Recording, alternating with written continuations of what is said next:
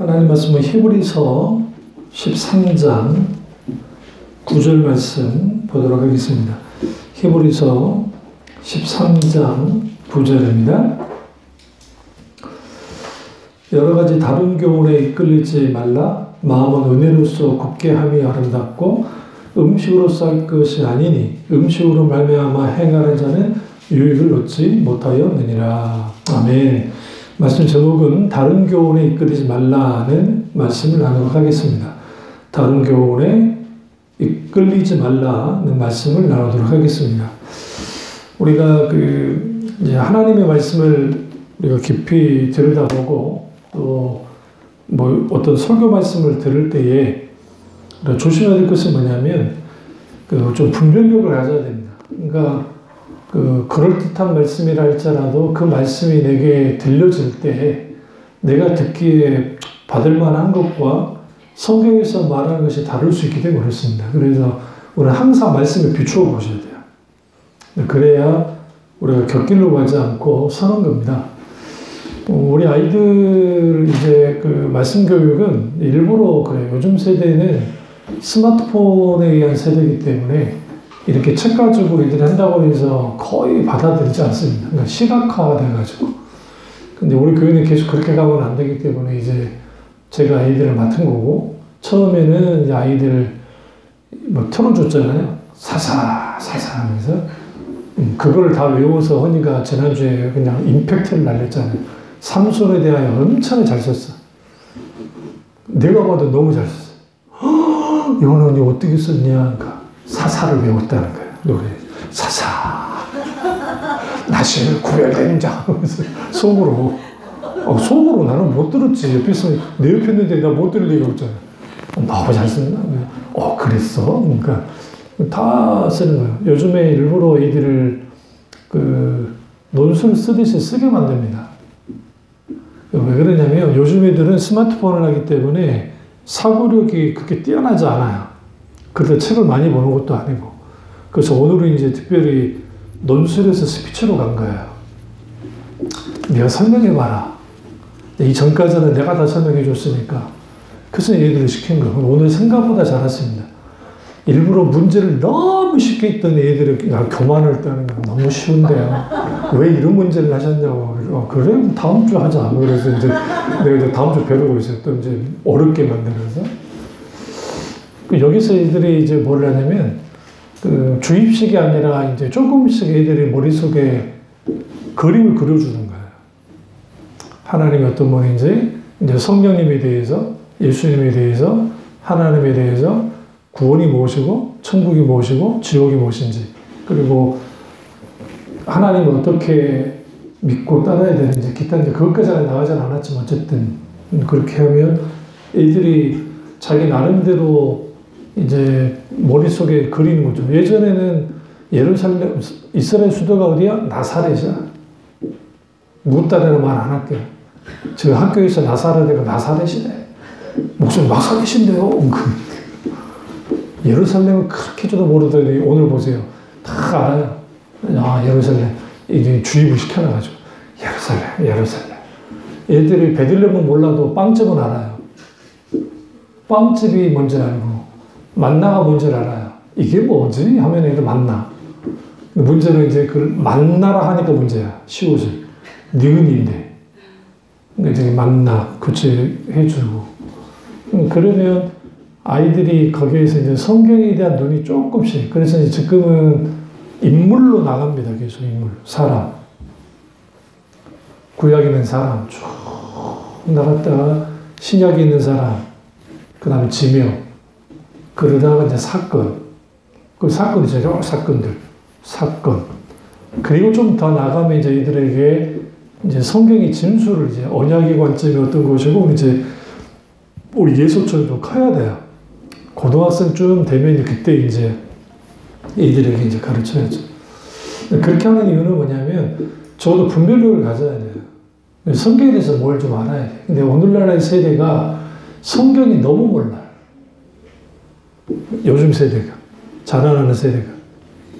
왜 그럴까 생각해 보니까 저희 어렸을 때는 교회 학교에서 늘 구절을 외우게 만들었어요. 그러니까 늘 성경 암송을 시켰어요. 그러니까 이게 이제 전형적인 주입교육의 핵심인데, 그럼에도 불구하고 계속 성경을 암송을 하니까 성경 암송 따라서 머릿속에 남아요, 애들이. 그게 후에 그 여러 가지 말씀에 대해서 볼 때 잘 볼 수 있도록 해주거든요. 근데 이제 그런 시대가 지나버려가지고 요즘 세대들은 우리 애들이 좀 길어지는 이유가, 나도 이렇게 길게 할 마음이 없는데 이제 애들한테 서서히 토스를 넘겨주는 거예요. 그래서 애들을 선명하게 만들고, 더 중요한 건 이제 쓰게 만드는 거. 처음에는 애들이 힘들어했어요. 왜 힘들어하냐면 말로 하게 해달래. 이걸로 하게 해달래, 이걸로. 근데 이걸로 하면 안 돼. 그거는 후의 문제고. 써야 돼. 쓰는 거. 이게 막 학교로 연결될걸요? 적어도 우리 아이들이 그 어디 나가가지고 막 주눅 드는 일은 별로 없을 거예요. 왜 그러냐면 이제 하도 쉽게 제끼니까. 요즘 애들 대표기도 안 떨어요. 내가 할게. 지들이 해. 예전에는 연이 안 해. 목사님 기도 안 되는데, 이렇게 이제 잘하지. 대표기도 하지. 그 다음에 이제 오늘은 설명을 어려워했어요, 우리 연이가. 우리 연이는 처음 한 게 어려워하거든. 그러니까 발동이 우리 연이는 늦게 걸려. 그러니까 확실해야 돼, 얘는. 확실 안 하면 잘 안 해. 근데 발동은 제일 잘 걸리고, 저는 진짜 잘 걸리고. 설명 제일 잘했어. 정말. 자신감 있게 설명을 잘하는 거죠. 그게 이제 속도도 있고 여러 가지 있어요. 그러니까 우리가 하나님의 말씀도 똑같아요. 어떤 사람에게는 금방 받아지는 사람이 있고, 어떤 사람은 늦게 받아지는 사람이 있어요. 그러니까 늦게 받아지는 사람일수록 그 선포되는 말씀, 설교 말씀을 자주 들으셔야 돼요. 왜냐하면 반복적으로 듣다 보면 그 말씀의 방향을 보는. 그러니까 신앙도 말씀도 모든 것의 방향이에요. 그러니까 저도 이제 글을 쓰지만 이런 게 있어요. 좀 논문이나 소논문이나 그런 거를 자주 쓸 때는 기승전결을 하기 때문에 아주 냉철하고 막 그렇게 써요. 그럴 수밖에 없어요. 그게 그러니까. 그거를 이제 소설이든 대본이든 그걸로 딱 쓰려고 하면 안 써져요. 거짓말같이 한 백제상태가 돼요. 그게 한 2, 3일 가요. 노력해도 안 써져. 왜? 머릿속에 논리가 가지고 있기 때문에 그 논리를 이제 비워야 돼. 근데 가만 놔두면 안 비워져. 쓰려고 노력을 해야 돼. 그럼 이제 이걸 하면 다음에 논리적인 글을 쓰라면 못 써요. 그것도 2, 3일 또 지나야 돼.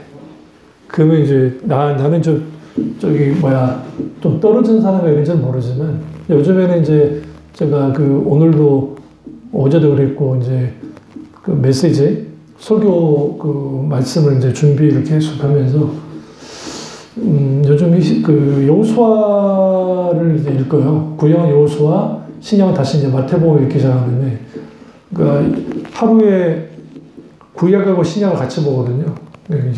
근데 신약이 빨리 끝나요. 워낙 분량이 작기 때문에. 구약의 분량을 더 넓혀야죠. 그래서 이제 2-3장씩 읽든지 그래야 이제 일독이 되는 거예요. 그게 사실은. 근데 히스기야서에서 이제 뭐가 나오냐면, 그 여호수아에서죠. 정복전쟁을 딱 하는데 큰 지파, 에브라임이나 유다 지파나 이런 데는 이제 막 정복을 해요. 물론 이제 여부수 족속에 있는 그 당시 예루살렘이라 하진 않았지만 어쨌든 거기는 점령을 못했지만 어쨌든 철병거를 갖고 있는데 빼놓고는 다 정복을 하거든요.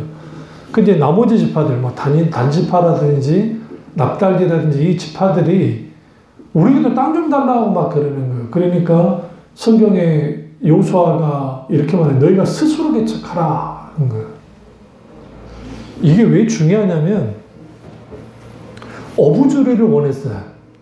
큰 강한 지파들이 좀 이렇게 해줬으면 좋겠다 생각하고 여호수아한테 우리 땅 주세요. 그러니까 너희는 스스로 개척해라 라는 말은 올라가서 싸우라는 거예요. 싸우지 않고 너희가 달라는 게 말이 되느냐. 영적 성장도 똑같습니다. 우리가 아무리 여기에 대단한 목사님 와서 설교를 해도 내 삶의 하루의 삶 속에서 내가 어떻게 영적으로 나의 경건 생활을 하느냐에 따라서 달라져요. 그게 단 5분이든 단 10분이든 상관없어요. 그 10분이 10일이 되어지면 100시간이 되잖아요. 그러니까 이게 이제 1시간? 어째 그래요? 근데 시간이 이렇게 딱딱딱 많아지기 시작하면 그게 말씀이 내게 자리 잡게 되고 머릿속에서 정리가 되는 거예요. 그럼 다른 교훈에 끌리지 말라. 마음 은혜로서 굳게 하며 아름답다. 이 다른 교훈이 여기서 여러 가지 다른 교훈, 이게 중요해요. 그러니까 여러분이 CTS나 CBS나 극동방송이나 이분들이 다 검증되었기 때문에 나오는 게 아니에요. 우리 착각하시면 안 돼요. 왜 그러냐면 검증돼서가 아니라 돈을 주면 나와요. 이게 그 말도 안 되는 분 몇 분 계세요. 그 여자 목사하고, 그 다음에 어떤 저기 무슨 이단 시비 붙었던 분하고 그분들이 나와요. 그러니까 그분들이 걸러지지 않아요. 이단은 아닌데, 이단까지는 아닌데 이게 좀 문제가 있는 분들이 나와서 이렇게 한다. 그리고 그런 분들, 그 다음에 또 어떤 분들은 미달, 그러니까 수준 미달의 분들이 나와서 이렇게 하고 있어요. 왜? 돈 주면 나올 수 있으니까. 그러니까 CTS, CBS, G채널 이런 것도 어쨌든 방송국이잖아요. 돈이 있어야 운행할 거잖아요. 그러니까 진짜 진리의 말씀을 선포하는 그런 목사님들의 설교가 가기가 쉽지 않아요. 예전에 제가 효창동에 부교육자를 했을 때 어떤 신문기자가 왔길래 이제 급히 찾길래 목사님 찾나 보다고 이제 목사님께 이제 왔다고 했거든요. 그러다가 목사님이, 조 목사님이 사기를 당했지. 사기 아닌 상의를. 기사를 내준다길래, 그러세요? 그래서 또 했는데 알고 보니까 돈 내라고. 목사님 몰랐어. 이제 그래도 거기 하기도 하니까 이제, 그런가 보다 했더니 돈 내라고. 그때 당시 아마 100만 원 내라 했던가, 50인가 100만 원인가. 큰 돈이잖아. 뭡니까? 그러니까 기사를 해, 기사. 신문 기사에 그거 올라야 된다. 그러니까 울며 겨자 먹기로 목사님 하신 것 같거든. 또 그런 걸 좀 좋아하긴 해, 그분이. 그러지만 그건 말도 안 되는 거지. 마찬가지로 그런 것들이 있어요. 그러니까 여러분이 혹시라도 CTS나 CBS나 설교를 들을 때에 이제 송태우 목사님이라든지 김병사 목사님이라든지 그런 분들은 괜찮아요. 여 목사님들 설교가 나오니까. 그러니까 근데 영적으로 괜찮은 분들은 괜찮은데 그 아닌 목사님들이 좀 꽤 많이 있어요. 그런 분들의 목사님들의 설교는 분별을 해야 되고, 한때는 CTS에서 조엘 오스틴 레이트 구드 교회 설교가 계속 나왔거든요. 그러니까 그건 말도 안 되는 거야. 그건 있을 수 없는 거야. 김난주 목사님 말씀대로 조엘 오스틴은 본 오게난 중생한 그리스도인이 아니다. 그 사람이 천국 간다고 한다면 내가 지옥 가고 말겠다고 말을 했을 정도로 그 사람은 그리스도인이 아니에요, 사실. 제가 봐도 그래요. 그 대신 메시지는 끝내줘요. 그리고 정말 사람이 언어가 달변이고 잘생겼잖아요. 키도 크고 확 체라고. 그러니까 사람의 분위기가 있어요. 너무 좋아요. 유하고 그 분위기 속에서. 그러나 거기에 진리가 없기 때문에 그 진리가 없으면 아무가 아니죠. 요즘은 이제 이단의 반응이 그렇게 쉽지 않은 게 이제 기독교가 강할 때가 오히려 이단도 강해요. 이상하죠? 그러니까 이게 교회사가 말을 해주고 있어요. 교회사가. 한국교회가 주춤하니까 요즘 이초석이가 집회한다는 거 들어보셨어요? 잘 안 들어보시잖아요. 김계화가, 할렐루야 원장 김계화가 어디서 했다. 거의 안 됐잖아요. 그게 뭐냐면 부흥기에 같이 기승했던 그런 것들이 이제 그러거든요. 근데 이제 그럼 왜 그러냐면 교회 안에 상당수 다른 교인이 많이 들어와 있어요. 다른 교훈이. 그러니까 다른 교훈이 들어오다 보니 거기에 있는 분별력이 없고 이것에 대해서 이게 어떻게 이걸 분별하고 이것을 어떻게 이제 진리의 길로 인도할지 이 부분이 안 되거든요. 그럼 대표적인 게 다른 교훈에 끌리지 말아야 돼. 왜 끌리느냐? 첫째는 그럴싸하거든요. 그 그럴싸하다는 말은 뭐냐면 귀를 즐겁게 해주기 때문에 그래요. 귀를 즐겁게 해주는 메시지는 아주 우리에게 즐겁게 만듭니다. 그러니까 귀하죠. 어떤 면에서는. 왜 귀할까요? 여러분 직장생활 하면서 좋은 일 별로 없잖아요. 여러분 자식들 키우면서 뭐 좋은 말이 많이 나옵니까? 아니면 혼내거나 뭐 성질내는 말이 나옵니까? 뭐말로. 우리 자식 키우면 다 그러잖아요. 착각하지 마세요. 20살 넘는다고 안 그럴까라고 생각하면 큰 오산이에요. 더해. 이제 지들이 대가리 더 컸다고. 응? 그리고 집집마다 다 안 그런 애들은 없어요. 근데 거기에 사람들이 지치다 보니까 교회에 어떤 그 분위기가 형성되냐면 한국 교회에 좀 교회 와서 쉬게 좀 해주자는 거예요. 그러니까 그 말은 맞는 말이기도 한 것 같아요. 왜냐하면 사람이 치이고 환경이 치이고 여러 가지 치인데 교회까지 와서 그런 소리 들어야 되겠냐. 그러니 그 사람들한테 좀 힘주고 용기 주고 좀 더 그렇게 좀 해주자. 뭐 그게 뭐 잘못된 것인가. 저는 그거 100% 찬성입니다. 문제는 그걸로 끝나니까 문제예요. 그리고 또 하나는 다음 주에도 그렇게 해주고 그 다음 주에도 그렇게 해주고 또도 그 다음 주에도 그렇게 해줘야 그러다 보니 어리광 부리는 교인들로 만들기 시작했단 말이에요. 귀가 즐거운데 익숙해진 교인들이 만들어진 거예요. 그러다 보니 말씀이 조금이라도 어려워지면 듣는 걸 어려워해요. 유명한 교회 사모님 책을 우리 사모가 뭐 접수해가지고 책 2권을 공짜로 받았어요. 근데 내용을 다 읽어보진 않았지만 잠깐 제가 이제 봤거든요.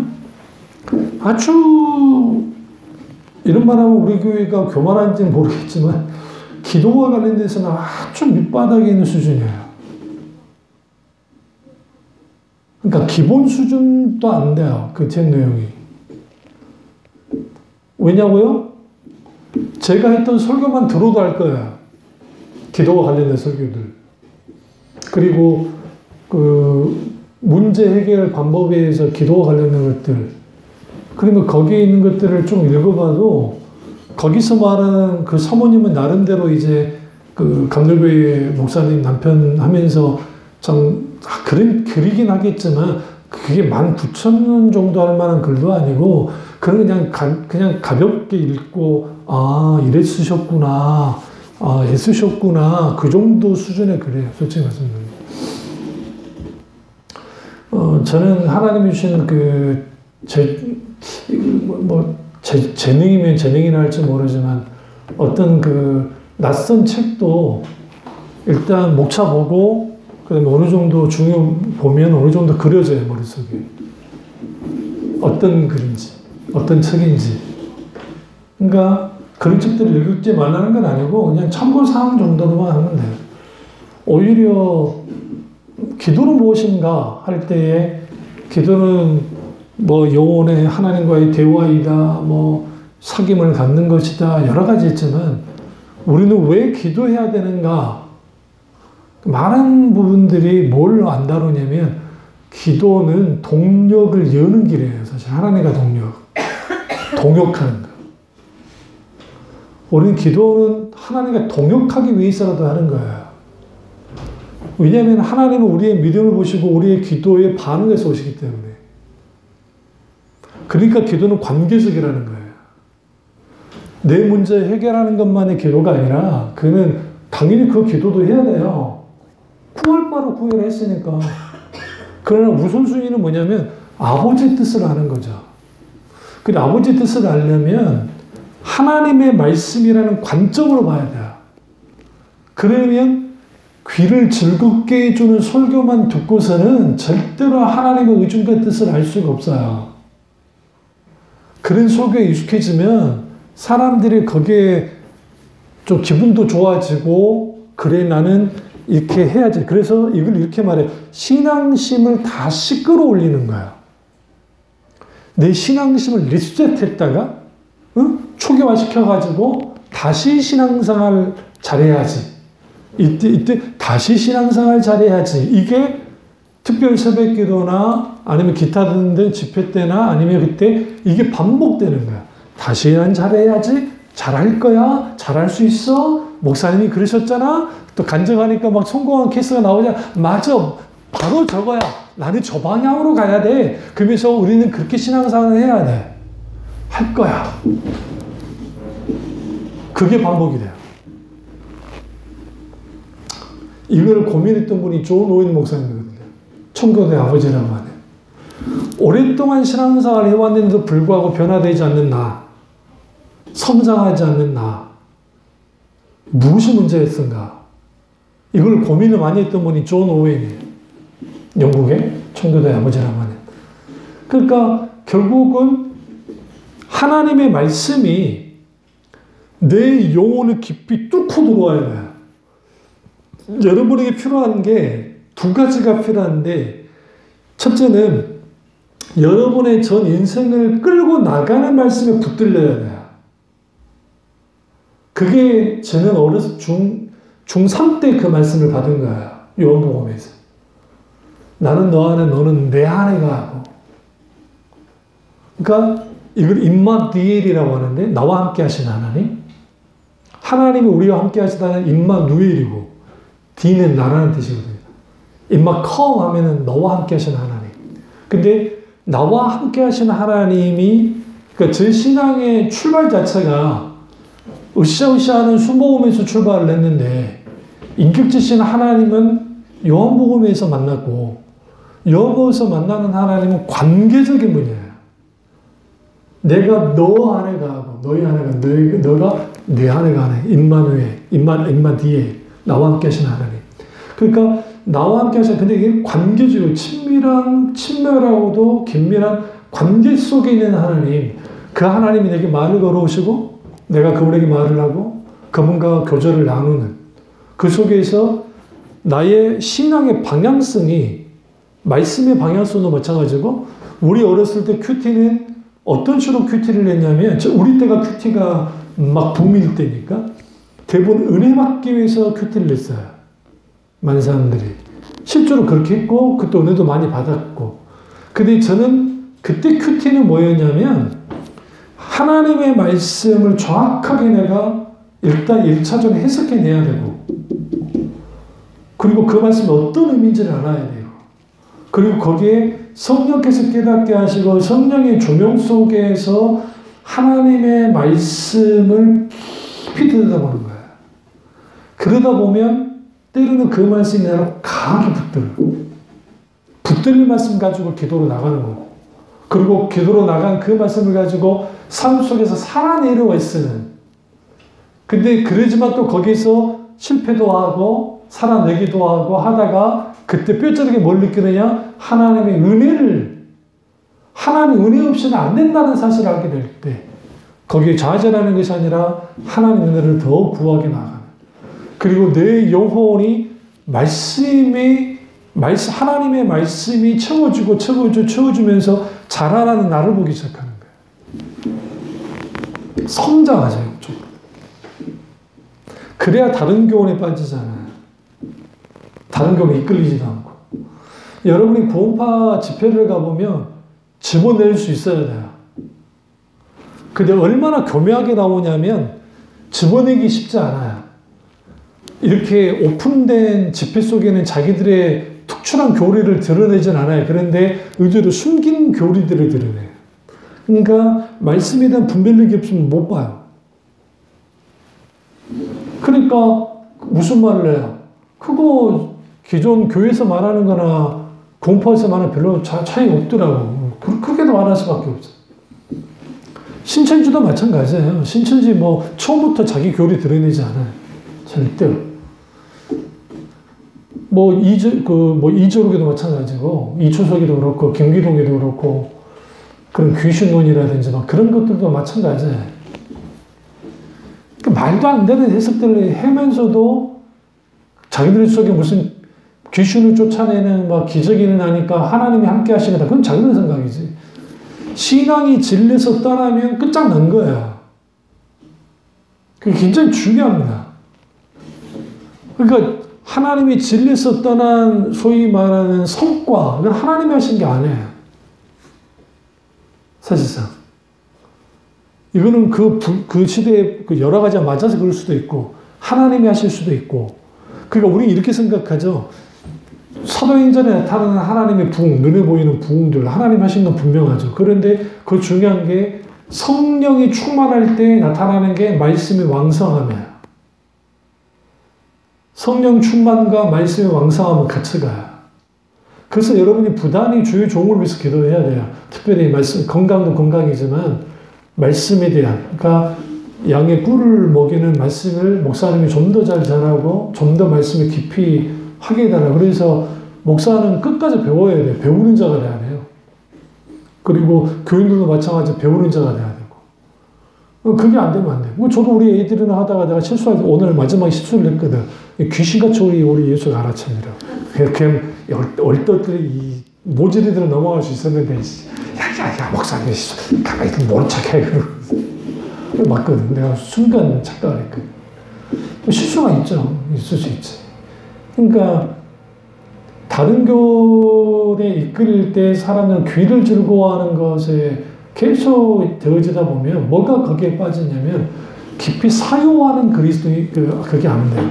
그러니까, 저기 대구 서문교회인가 어딘가에서 청중가 어쨌든 그래요. 근데 변증 컨퍼런스를 계속 예배해.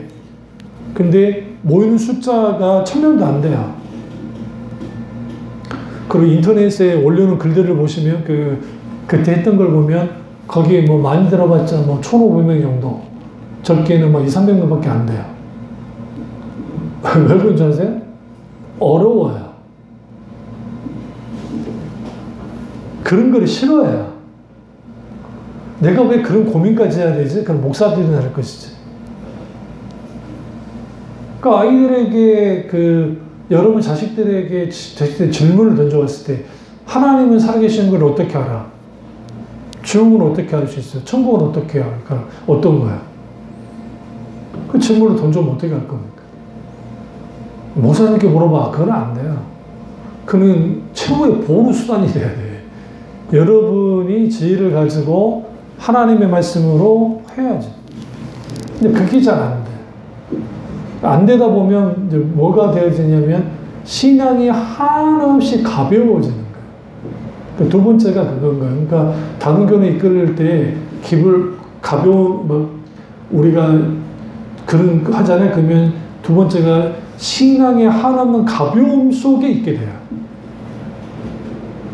신앙의 가벼움이라는 게 뭐냐면 하나님이 내 주인이시고 내가 그 주인 되시는 하나님 아래에 있고 그 권위 아래에 있는 삶을 사는 사람이 돼야 되는데 이게 바뀌어져요. 그러니까 수평적 관계로 가고 싶어 하는 거예요.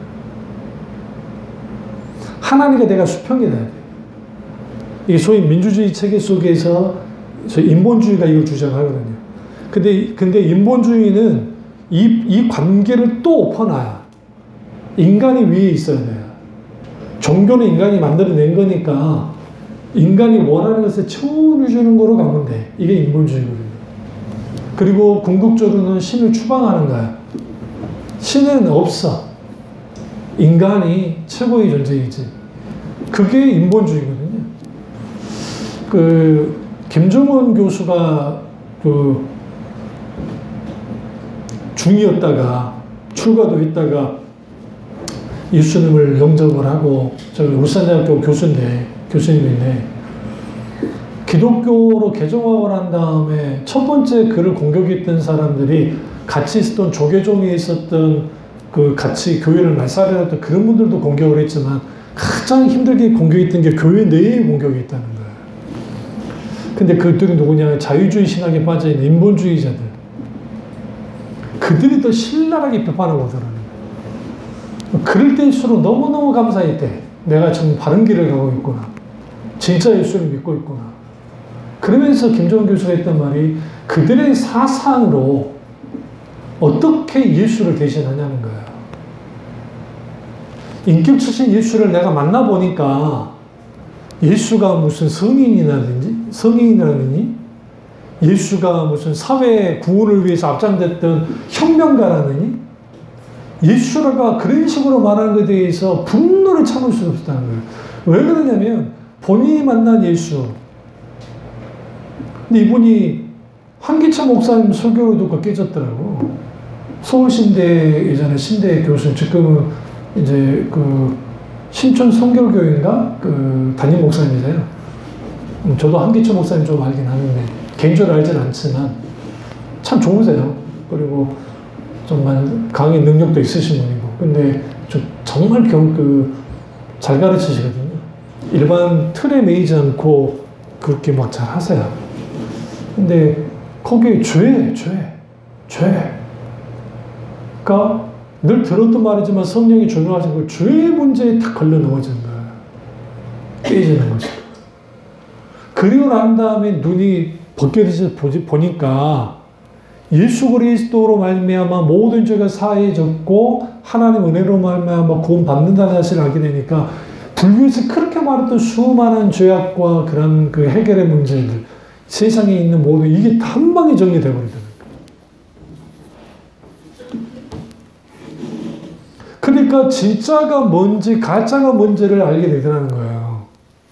간 예수를 믿었어도 그때는 아주 좀 이제 영적으로 어리긴 했겠지만, 근데 요즘에는 교묘하게 딱 교회 안에 들어와서 이게 이건지 아닌지를 알 수 없게 만들어 놨어요.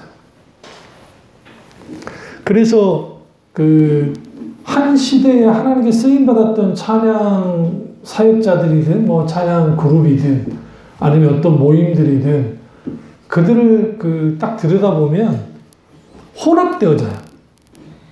그러니까 마커스에서도 제가 알기로 어노인팅에서도 랩이 들어왔어요. 마커스도 그렇게 했던 것 같아요. 그 전에 옹기장이라고 기억나세요? 옹기장이는? 그이들도 막 랩을 갖고 들어왔거든요. 그러니까 랩이라는 음악 장르 자체가 문제가 있다는 건 아니에요. 그거는 그렇다 칩시다. 그거 가지고 할 말은 없으니까.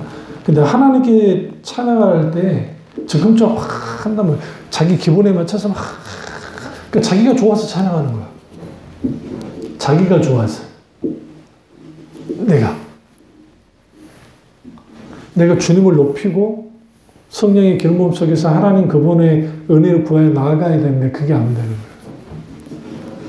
그러니까 그게 설교부터 시작해서 그 다음에 삶의 라이프 방식, 삶의 방식들 그거를 어떻게 하냐면 성경 말씀에 의해서 살아가는 게 아니라 말은 성경 말씀에 살아간다고 하지만 이분법적으로 살아가도 된다는 거예요.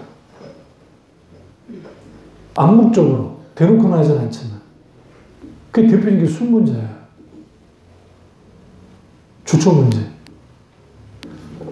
응?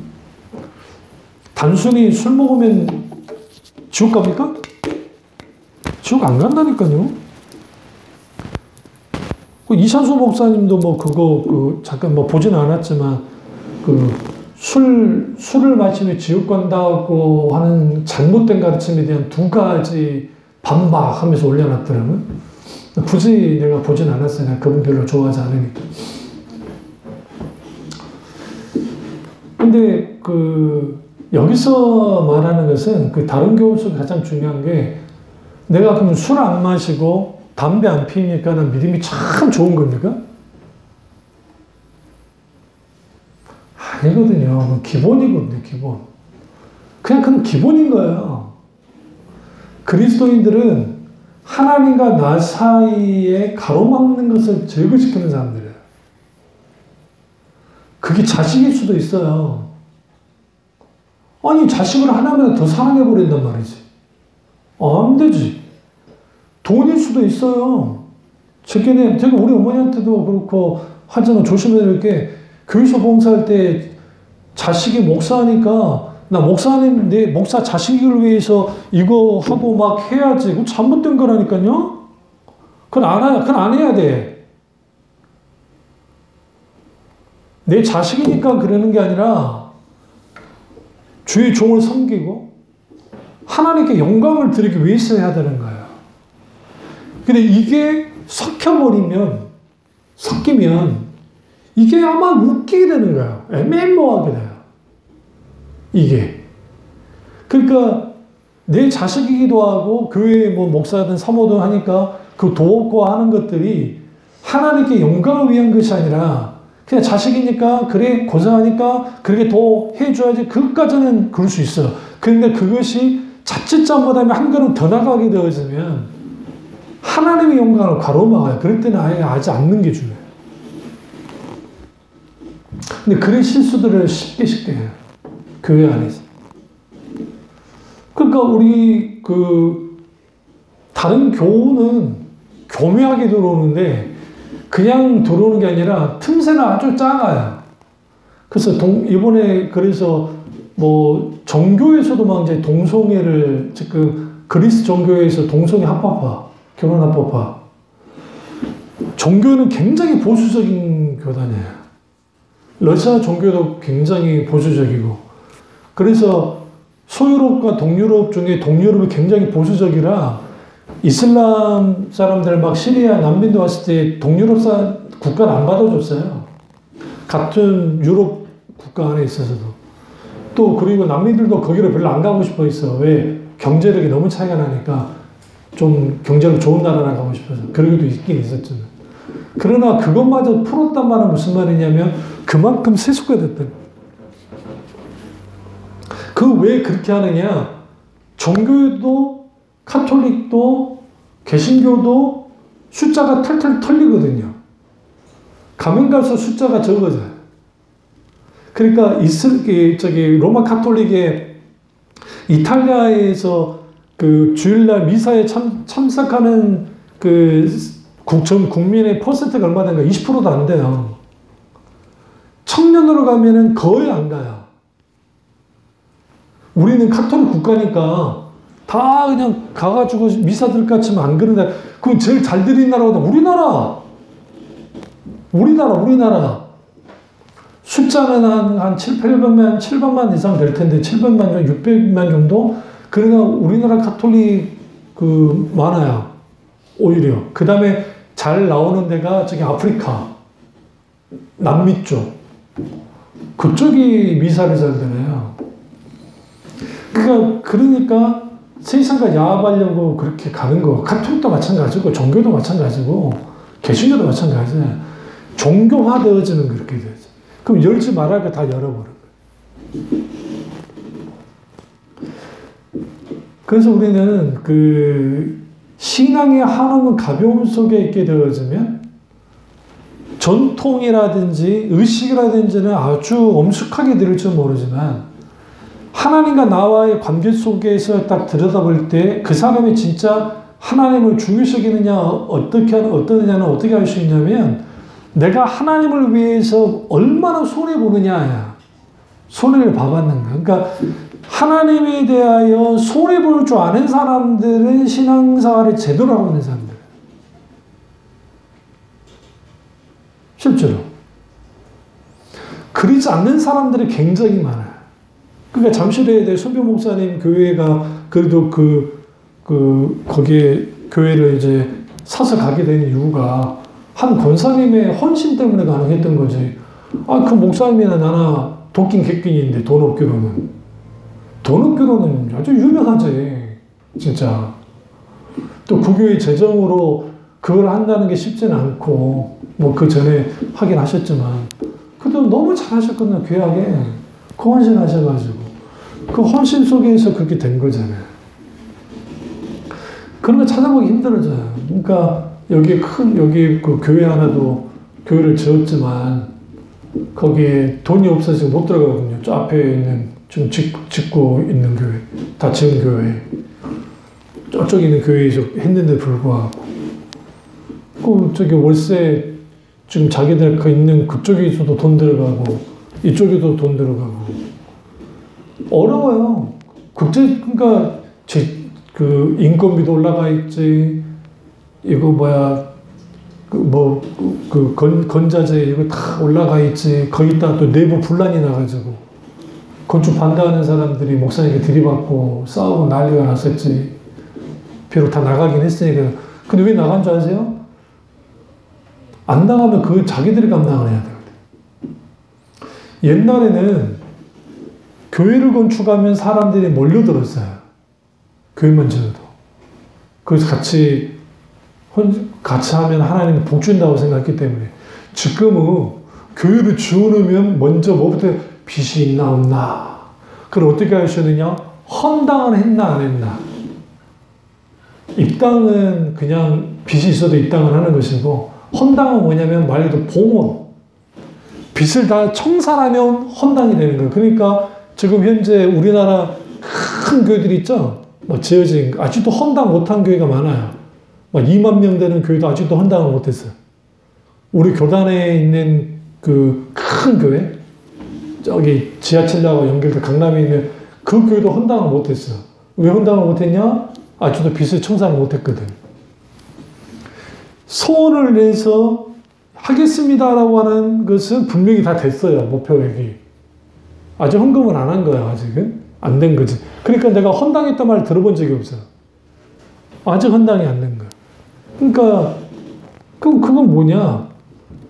예수 그리스도 그분을 위해서 손해볼 줄 아는 거. 우리 여기 지체들 남아있는 다 손해보고 남은 거잖아요. 그러니까 하나님 앞에 손해보고 남은 자들의 신앙이 진짜인 거지. 자기 이익 따라서 자기 계획 따라서 움직였다?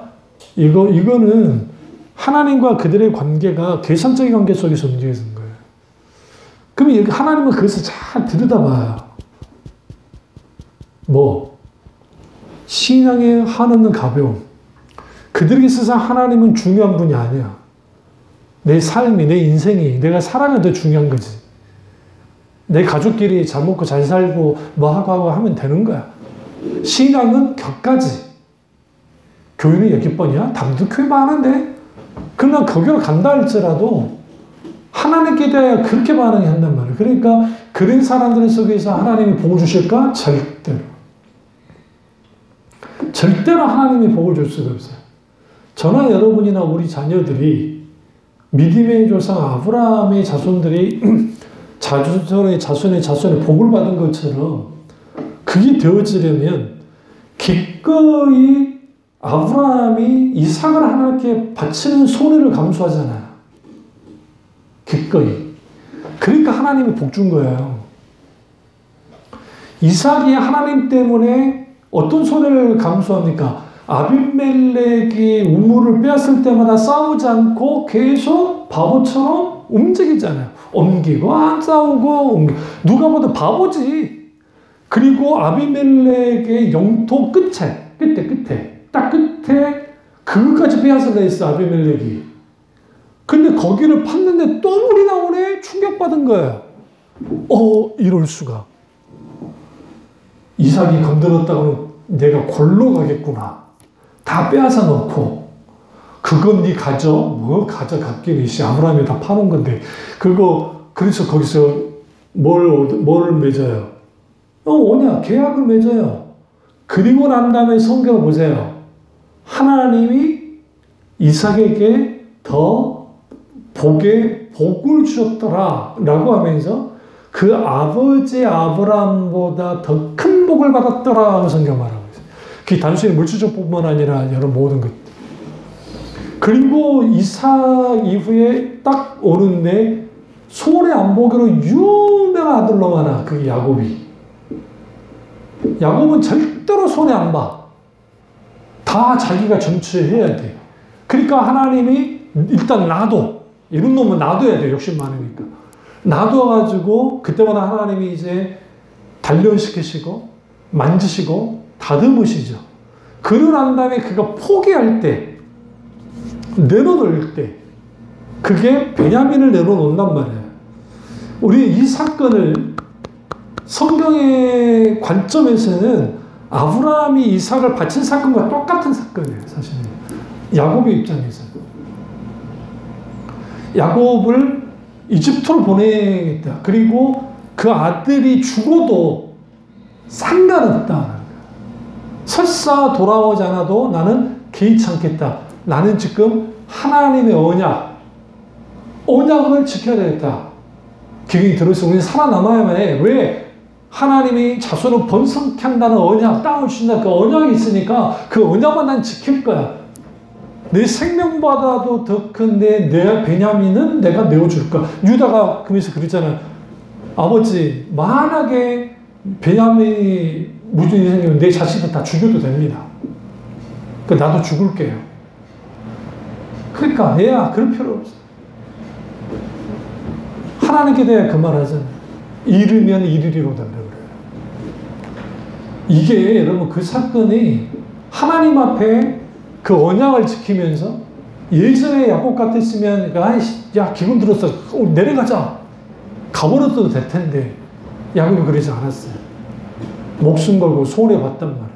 그의 인생이 처음 손해봤어요. 처음 모든 것을 이룰 각오를 했단 말이에요. 그러니까 하나님이 이스마엘이라 그러잖아요. 이스라엘. 그리고 그로 인하여 복이 누구에게 임합니까? 유다와 요셉에게 임했고 요셉을 통해서 하나님의 복이 임한 거예요. 그리고 이후에 이 일련의 모든 과정 속에서 오늘날 이 다른 교훈 속에 있는 그 신앙의 가르침 속에는 뭘 갖고 있냐면 예수 믿으면 복 받고 예수 믿으면 잘 되고 예수 믿으면 뭔가 얻는 게 많아. 당신들 예수 믿으면 얻는 거 많으니까 예수 믿어봐 라고 가르쳤나요. 마치 예수를 복음을 세일즈하고 있어요. 물론 예수 믿음을 통해서 얻는 게 많아요. 죄로부터 자유, 진정으로 내가 눌렸던 거 자유, 다 정말 천국 가는 놀라운 축복도 없죠. 그 외에도 사업 잘 되고 자식이 잘 되고 뭐가 잘 되고 뭐가 잘 되고 뭐가 잘 되니까 예수 믿어봐. 그리고 그것을 가지고 끝까지 신앙생활 해나가는 거예요. 그거 가지고. 거기에 하나님이 원하는 뜻, 의중, 그거는 필요가 없어. 별로 관심이 없어. 나를 뒷받침해 주는 하나님이면 돼. 그 하나님을, 나는 그 하나님을 믿어. 한 번도 하나님이 내게 손해나게 하지 않았으니까 난 그 하나님을 믿을 수밖에 없어. 그러면서 하나님과 소위 말하는 계산적인 관계 속에서 계속 두는 거. 그러면서 계속 내 계산기로 계속 계산하면서 하나님과 관계를 가져가.